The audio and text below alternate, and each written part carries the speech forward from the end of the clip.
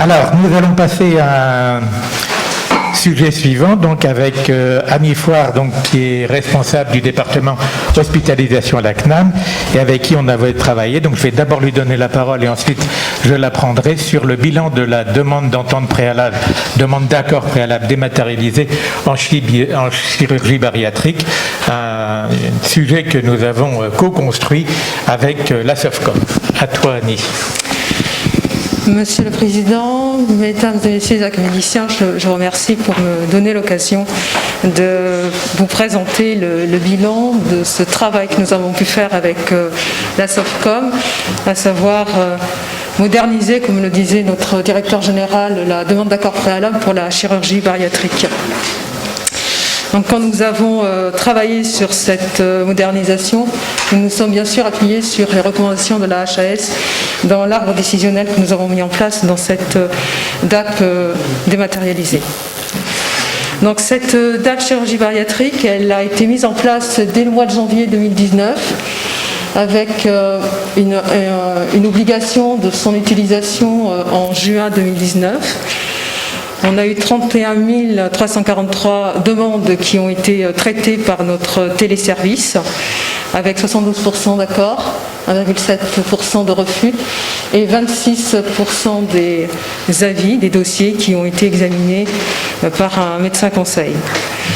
Donc on a aussi regardé un tout petit peu ce qui s'est passé au premier trimestre compte tenu de la situation et nous avons en début 2020 6614 dates qui ont été reçues.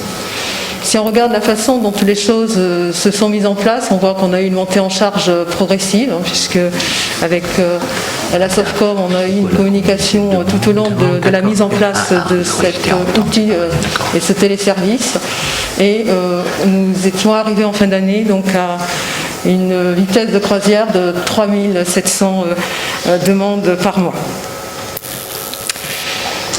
Donc je reviens rapidement sur les accords tels qu'ils ont pu, enfin en tout cas les avis tels qu'ils ont pu être rendus. Donc globalement on a 72% qui sont directement traités par notre dispositif téléservice.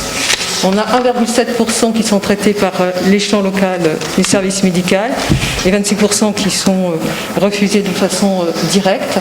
Et ce qui est assez intéressant, c'est de voir que finalement, une fois qu'on a un traitement qui est fait sur la base des dossiers, il y a des échanges avec les médecins, on reste dans les mêmes proportions en termes d'accords et de refus. Alors ce qu'il faut... C'est assez intéressant de regarder les motifs de refus que nous avons dans le cadre de ces traitements. Il y a quand même des refus alors qu'on a des avis défavorables sur les RCP. Donc ça, je pense que c'est quand même un sujet sur lequel il va falloir qu'on arrive à avancer avec les acteurs. Cette notion aussi d'avoir en première intention de la chirurgie bariatrique, donc qui est quand même dans des proportions non négligeables, et puis ensuite un certain nombre d'actes qui ne sont pas pris en charge ou qui n'ont pas fait l'avis d'une validation par la HAS, et ensuite l'IMC qui n'est pas conforme par rapport aux recommandations. Donc juste pour voir un peu la façon dont la DAP électronique s'est substituée à la DAP papier. Donc c'est juste l'objet de cette diapo avec au final, quelles que soient finalement les modalités des taux d'accord et de refus qui sont tout à fait comparables. Là, de façon assez schématique, une répartition des DAP par région au fur et à mesure de la montée en charge de cette forme électronique. Ensuite, nous l'avons remis par rapport aux différents types et techniques utilisées, donc avec une forte proportion sur la sleeve, le bypass en Y, et puis les repositionnements ou l'anogastrique, avec un sujet que Jacques abordera tout à l'heure sur le bypass en oméga. Et enfin, juste par type de technique, vous montrer la façon dont cela a été traité avec les accords et les avis en fonction des techniques utilisées. Je vais te passer la parole, Jacques, puisque maintenant c'est ta parole. Oui, alors donc merci Annie. Donc ce qui était intéressant quand même, c'est de voir un petit peu quel a été l'impact sur l'activité de chirurgie bariatrique. Et on avait déjà noté une légère diminution de l'activité de chirurgie bariatrique entre 2017-2018. Et donc là, en 2017, on avait noté, vous allez voir les résultats. Sur le plan des bypass en oméga, donc je ne reviens pas sur les difficultés, donc, puisque on avait là aussi, la CNAM avait mis un code d'extension documentaire pour pouvoir tracer les bypass en oméga, mais dès l'instant où la HAS a émis un avis défavorable, il est bien évident que ça a dû être un petit peu mis sur le côté, puisque bien sûr le bypass en oméga n'est plus utilisé, n'est plus remboursé. Et donc on avait donc quand même, du coup, sur cette année 2019, on a donc une grosse diminution des bypass en oméga qui de toute façon était certainement moins important qu'on avait pu le croire. On a vu ça au début, c'était moins important qu'on avait pu le croire. Donc, sous réserve des validités des chiffres concernant l'activité des hôpitaux, parce qu'on a toujours les chiffres consolidés beaucoup plus tardivement, eh bien, on s'est aperçu que l'activité de chirurgie bariatrique entre 2019 et entre 2018 et 2019 a diminué de 16%, et cette diminution, elle est de 17% pour le secteur libéral et de 14% pour l'activité du secteur public, alors qu'elle avait légèrement diminué entre 2017 et 2018. Donc, vous voyez un petit peu en fonction des interventions, si vous voulez, donc les bypass, on aurait pu croire que compte tenu des dispositions contre les bypass, et les bypass ont diminué, mais en fait les autres interventions ont diminué, puisque vous voyez qu'en 2017 on avait 33 222 sleeve gastrectomies et qu'en 2019 on en a 28 124.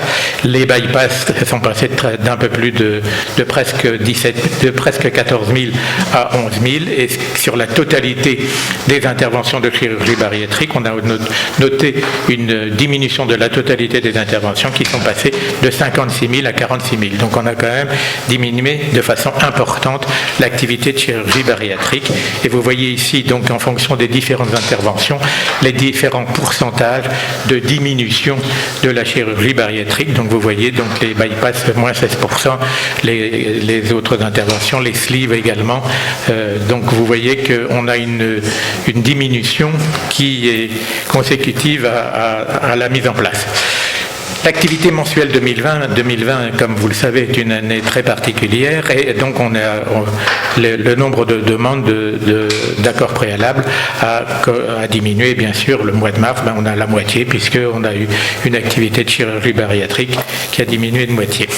Les avis rendus en 2020, eh bien, c'est un peu comme vous l'avez montré Annie tout à l'heure, un petit peu la même chose, avec une augmentation des accords. Donc ça, je crois que les chirurgiens maintenant ont bien compris la manip, et on a les trois quarts d'avis donc sont favorables automatiquement. Et donc on a plus que 23%, 23,6% de demandes de conseil, d'avis du médecin conseil. Alors, l'avis RCP défavorable, j'ai une information à te donner, Annie, c'est que lors du congrès de la SOFCOM, je leur ai dit, mais enfin, ça ne sert à rien de demander un avis si la RCP est défavorable. Et il y a un type qui m'a dit, mais oui, mais justement, le malade, lui, il veut avoir ce refus. C'est-à-dire que le chirurgien, il lui dit, c'est pas la peine que je le demande, et puis le malade, il dit, si, demandez-le quand même, et puis c'est tout. Donc il y a un refus automatique. Donc c'est un petit peu pour ça qu'il continue, sachant que ça va être refusé, mais il continue quand même à demander cet accord préalable. Ce Ce qui était intéressant aussi, c'est de voir donc non pas seulement les demandes, mais aussi se voir quel a été l'impact sur la réalité des interventions réalisées. Et donc, vous voyez qu'au mois en 2018, on tournait toujours aux alentours de 3000 interventions par mois, et que en début 2020, fin 2019 et début 2020, on tourne plutôt autour de 2000-2500. Alors on a regardé quand même quelle avait été l'intervention, quelle avait été l'activité de chirurgie bariatrique pendant le confinement, parce qu'on nous avait dit qu'il y a des chirurgiens qui continuent à opérer. En fait, il y a eu très très peu d'interventions réalisées pendant le confinement. Les chirurgiens se sont vraiment pliés, et certaines interventions ont été réalisées bien entendu dans le cadre de l'urgence, et donc et seulement 63 interventions qui étaient des ablations d'anneaux, des choses, et seulement 6 majeures, donc dans le cadre de complications.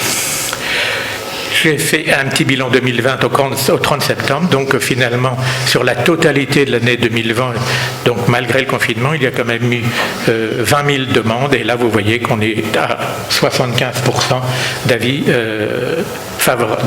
favorables d'emblée.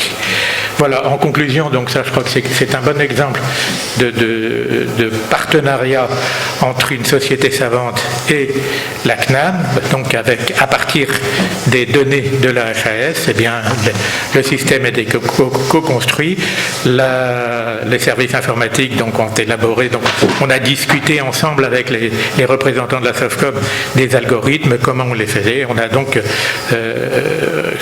pu mettre au point cet outil, donc ça nous donne une meilleure connaissance de ce qui est fait.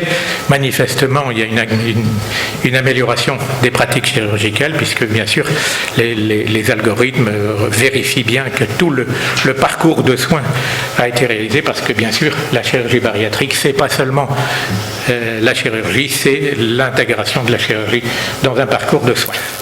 Voilà, je vous remercie. Voilà, on va laisser...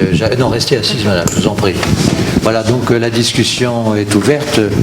Voilà une démonstration, je me tourne vers les représentants de la sécurité sociale et votre directeur général qui nous écoute peut-être déjà sur YouTube, mais d'un exemple de cette excellente collaboration entre une société savante et la CNAM, pour le plus grand bien des patients. Y a-t-il des interventions? Oui. Alors, moi, je vais me permettre de vous reposer une question que je vous ai posée il y a quelques semaines, c'était en septembre, à propos justement de cette demande. Et ma secrétaire m'a dit, quand vous reverrez Monsieur Meuret, vous lui reposerez la question. Alors, j'espère qu'elle est devant son poste, parce que j'aimerais bien lui faire plaisir. Et donc, je vous avais posé la question qui consistait à savoir s'il y avait un espace encore de discussion, de négociation avec le médecin conseil concernant des demandes litigieuses, puisque avant ce mode électronique, nous faisions quelquefois des demandes validées en réunion de concertation pluridisciplinaire, par exemple pour des patients qui étaient en marge des indications. Je prends l'exemple d'un indice de masse corporelle à 39 ou 38 chez quelqu'un qui n'a pas de comorbidité. Donc en théorie, il n'est pas éligible à une prise en charge financière, et pourtant médicalement, quelquefois, il peut y avoir effectivement un avis favorable. Et l'ordinateur est brutal, beaucoup plus que les médecins conseils ne peuvent l'être. Et effectivement, si on pose la question à l'ordinateur, il va dire non. Oui. Et donc vous m'avez dit... eh bien, il y a un endroit où on peut cocher une case pour signaler qu'on aimerait bien. Et ma secrétaire me dit, j'ai regardé, je ne la trouve pas. Alors demandez à Monsieur Meuret, où est-ce? Monsieur Meuret, où est cette case? Est-ce qu'il y a encore un espace de négociation, ou bien est-ce que c'est la loi et uniquement la loi? Non, on n'est pas dans la loi, on est au pire dans la réglementation. Enfin, on ne va pas rentrer dans le détail du processus juridique. Allez-y. Elle est où cette case, madame? J'ai pas l'algorithme. Je n'ai pas en tête le déroulé précis de l'algorithme, mais normalement ça se trouve tout à fait dans les dernières cases à cocher. D'accord. Voilà. Donc voilà. Donc normalement, c'est dans toutes les dernières. Elle existe bien et je vous confirme que vous avez la possibilité d'avoir un échange avec un médecin conseil quand vous êtes sur des cas qui sont borderline. Voilà. Tout à fait. Hubert. Oui, alors, moi je voudrais dire que cette histoire de demande d'entente préalable automatisée, je fais juste une réflexion, je trouve que c'est un grand progrès, parce que ça nous oblige à avoir une RCP béton, c'est très bien, et ça marche bien. Voilà, donc moi, nous on n'a pas de problème de case, mais enfin bon, ce n'était pas ma question. Ma question c'est que, donc, vous nous avez dit que le nombre d'interventions en chirurgie bariatrique avait tendance à stagner depuis 2-3 ans. Et alors, et ça ne vous inquiète pas, parce que en réalité, ça veut dire qu'il y a, d'abord, il faut savoir, pour ceux qui ne sont pas au courant, qu'on opère très peu de gens, très peu de patients candidats. Donc les chirurgiens ne sont pas à plaindre. Je veux dire, mais sur le plan du système de santé, ça veut dire qu'il y a des malades, puisque l'obésité continue à augmenter en France.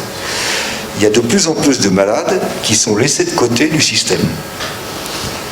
Et donc, est-ce que c'est pas inquiétant ça, en termes de prise en charge de santé et en termes de finances aussi, puisque on sait que il semble que la chirurgie bariatrique diminue un peu le coût, mais enfin, c'est pas encore très clair, donc on va pas rentrer, je vais pas insister là-dessus.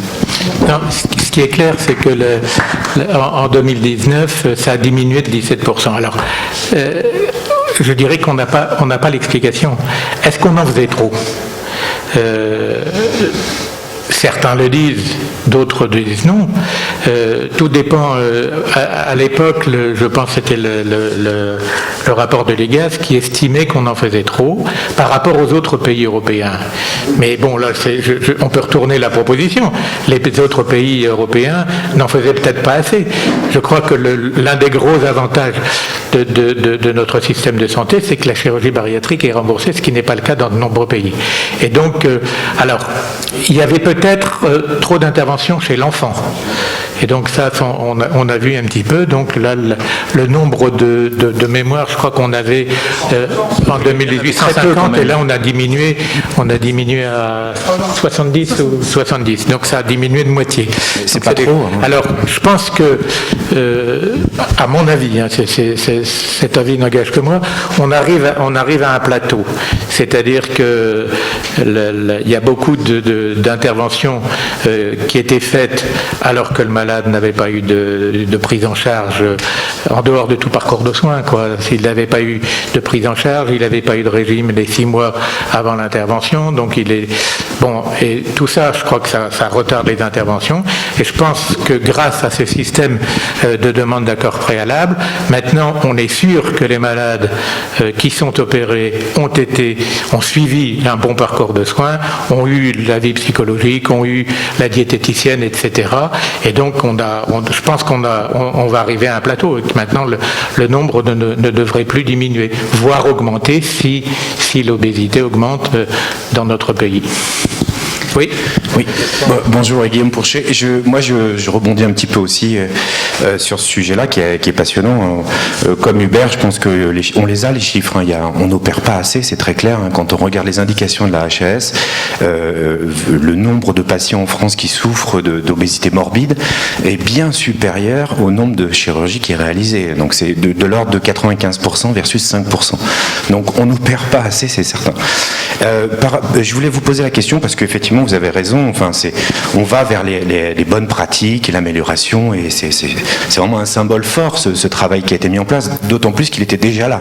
C'est-à-dire qu'on avait déjà des demandes d'entente préalable dans la spécialité, et il y avait déjà une prise en charge relativement raisonnable par rapport peut-être à d'autres spécialités. Est-ce qu'il y a un projet justement de l'étendre aux autres spécialités, parce que je pense que les bonnes pratiques sont pas toujours là partout. Je dirais, il n'y a pas de projet actuellement, mais pourquoi pas? Il est bien évident que c'était un peu une première, ça a demandé un énorme travail pour les équipes, pour la Sofcom et la CNAM, puis pour les équipes informatiques, parce que bon, vous imaginez bien que mettre en place les algorithmes, après il y a eu des petits bugs, quoi. Il faut voir les choses comme elles sont, mais maintenant ça marche bien, il y a encore quelques petites choses à régler, mais pourquoi pas, bien sûr, dans l'avenir, parce que c'est vraiment un outil, là on est sûr que le malade a bien fait le parcours, on est sûr que les choses sont faites comme elles doivent être faites. Le but n'est pas de diminuer la chirurgie bariatrique, le but est de faire en sorte que tous les malades qui en ont réellement besoin soient bien opérés au bon endroit. Donc on est vraiment dans la pertinence, quoi. Je crois que c'est ça. Alors pourquoi pas pour d'autres pathologies, bien sûr. Oui, justement, dans cet esprit, là vous avez montré sur une slide, je ne sais plus exactement laquelle, que certaines techniques ont été réduites de 85% ou d'autres 60%. C'est quoi? C'est lié à des recommandations négatives de la Haute Autorité de Santé, abandon de techniques Oui, bien sûr. Bon, il y a le bypass en oméga, bien sûr, qui a été supprimé. Ça veut dire que les gens continuent à faire des choses qu'il ne faut plus faire? Non, je crois que je crois que c'est sur des petits chiffres, et donc il y a peut-être des court-circuits biliopancréatiques ou des choses comme ça. C'est sur des petits chiffres, j'ai plus en tête, mais les gros des interventions, vous l'avez vu, c'est les sleeve gastrectomies et les bypass, et les anneaux qui ont tendance, on a des changements d'anneaux, mais la mise en place d'anneaux a tendance à diminuer, quoi. Donc Jacques, je voudrais te demander si l'efficacité de ce système pour l'obésité va vous inciter à utiliser le même type de système pour d'autres indications avec d'autres parcours de soins. Oui, c'est ce qu'on disait tout à l'heure. Je crois que ça va... Bon, ça demande du travail, mais je crois que la CNAM rentre un peu dans une logique...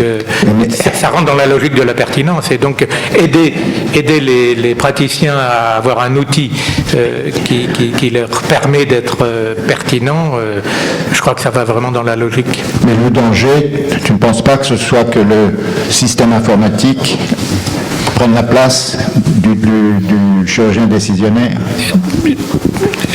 Je ne crois pas, parce que là, ce qui a il y a la case en bas. Oui, d'abord il y a la case en bas, et ensuite les algorithmes sont ils sont élaborés avec la société savante. Donc c'est la société savante qui crée l'algorithme, qui dit à l'ordinateur il faut répondre oui ou il faut répondre non.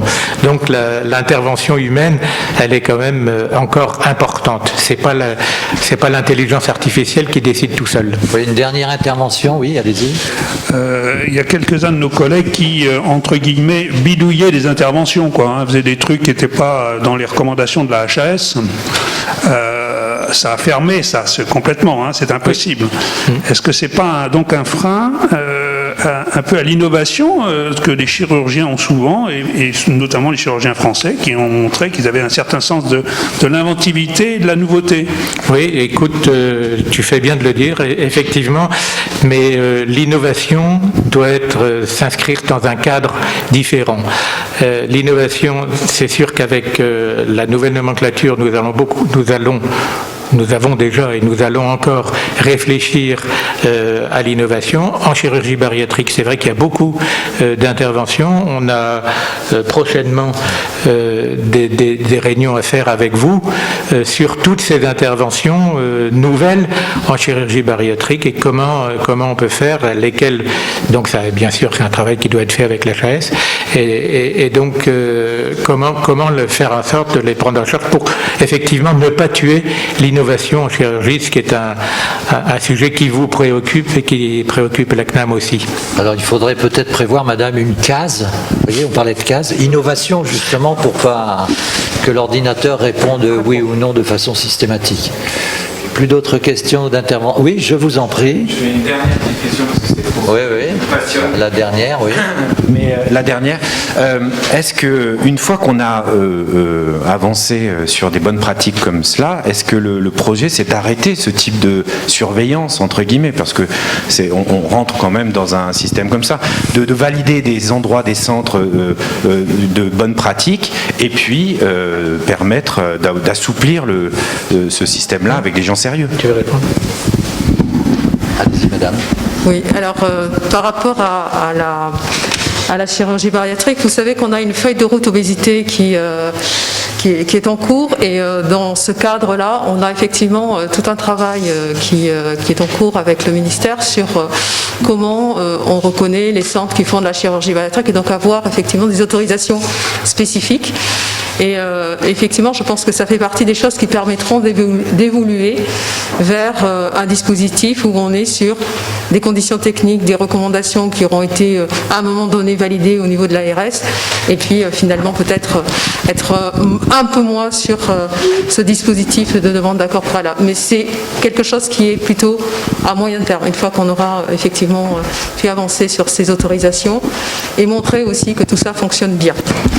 Ben oui. Voilà la démonstration. Oui, encore. Non, mais juste pour compléter votre réponse, effectivement, la société savante, elle a émis des critères de labellisation depuis maintenant plus de 5 ans. Et donc nous avons effectivement été reçus au ministère. Le ministère a trouvé que ces critères étaient assez concordants. Et c'est vrai qu'on continue à s'étonner, je sais que ça ne dépend pas de vous, qu'il y a encore tout un tas d'établissements où on fait très peu cette chirurgie, et ce qui n'est pas un garant de bonne prise en charge. Et j'espère que alors le Covid pour l'instant, bon d'accord, mais qu'on va arriver à rationaliser tout ça, ça paraît logique. Bien. Ben écoutez, voilà au moins la démonstration par rapport, on parlait du parcours de soins, là, vous voyez, je vais apporter de l'eau à votre moulin, monsieur. Il faut dire que votre contradicteur est déjà parti, alors on va pouvoir en profiter, si je puis dire, mais que c'est la démonstration que ça peut quand même marcher. On est bien d'accord? Tout à fait. Voilà, ben écoutez, je vous remercie. Je vous laisse la parole pour conclure, et puis je dirai quelques mots ensuite. Voilà. Allez-y, monsieur. Oui, donc je voudrais d'abord remercier les intervenants, donc Bertrand qui est encore là, Hayden et Annie, donc et M. Bizarre qui est parti. Et donc, si vous voulez, vous avez bien compris que moi j'étais très très heureux que l'Académie m'ait demandé d'organiser, de modérer cette session, parce que je crois qu'il est important, tout ce qui peut contribuer à décloisonner dans notre système de santé est positif. Et je crois que la CNAM n'est pas un bloc monolithique, elle est ouverte à, vous l'avez vu, elle est ouverte à des tas de choses nouvelles, dans le domaine de la chirurgie bien sûr, mais vous imaginez dans beaucoup d'autres domaines. Et je crois que c'est vraiment ce qui pour moi est le plus important. Et donc le partenariat avec l'Académie est pour moi quelque chose qui me plaît beaucoup, et je crois qu'on a eu une bonne session, et j'espère qu'on en aura encore, puisqu'on en parlait avec Philippe Marc tout à l'heure, on a encore des tas de choses à faire ensemble. Merci. Voilà. Bien, c'est encore la démonstration. Alors je vais donner un petit peu d'emphase à vos propos. Monsieur le coordonnateur, je me tourne vers les collègues de la CNAM. Vous voyez que l'Académie a un esprit très très ouvert, et vous êtes toujours les bienvenus à la CNAM, même si de temps en temps, effectivement, tout le monde n'est pas d'accord avec vous, et heureusement d'ailleurs, hein. Mais dans l'exemple qui vient d'être donné, c'est un peu l'épectase, oserais se dire, de cette séance, c'est que à travers un parcours de soins qui, sur le plan un peu subliminal, risque d'être toujours un peu contredit, etc., au moins la déclinaison pratique, cette fois-ci, permet de démontrer que, à travers le dialogue et à travers la CNAM, aujourd'hui la CNAM et puis d'autres institutions, la HAS peut-être demain aussi, on arrive toujours à trouver des solutions, et je dirais pour le plus grand bien de la prise en charge, certes technique, mais aussi éthique des patients. Voilà, alors maintenant la séance est terminée.